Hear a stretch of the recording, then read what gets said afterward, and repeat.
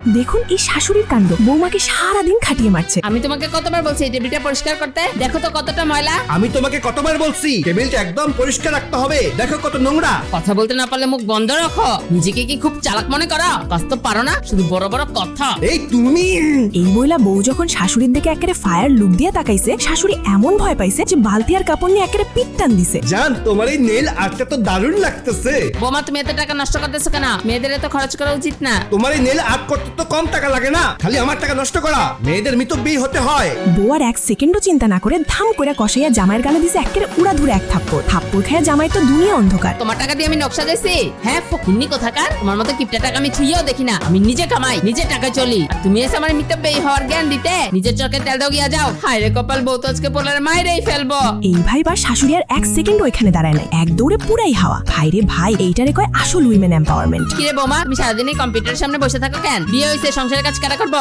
উঠে গিয়ে রান্না বান্না করো। হ্যাঁ, মা তো ঠিকই বলছে। তুমি এখানে বসে না থেকে উঠে মায়ের লগে কাজে হেল্প করো। যাও, উঠে যাও। জামাইয়ের এই কথা শুনে বউয়ের তো মাথায় একেবারে আগুন ধরে রাখে। সোজা টেবিলের উপর রাখা এক গ্লাস দুধ নিয়ে থাম করে ছুড়া মারলো জামাইয়ের মুখের উপর। এই দৃশ্য দেখে শাশুড়ির তো চোখ কপালে, পুরাই টাস্কি খাইয়া গেছে। আমি কি তোমার বাড়ির চাকরানি নাকি? নিজের কামাই খাই নিজে কাজ করি, আর তুমি এসে আমার রান্নার জ্ঞান দিতে। রান্নার এত শখ থাকলে যাও তুমি নিজে গিয়ে রান্না করো। আরে বাবা থাক, ওর লোকে লাগিস না, আমি গিয়ে রান্না করতেছি। কিন্তু ভাই, আসল কাহিনীর টুইস্ট তো এইখানে। শাশুড়ির রুম থেকে বাইর হওয়ার সাথে সাথে জামাই আর বউয়ের ঝগড়া একেবারে গায়েব। পুরাটাই ছিল এই স্বামী স্ত্রীর অস্কার লেভেলের অ্যাক্টিং।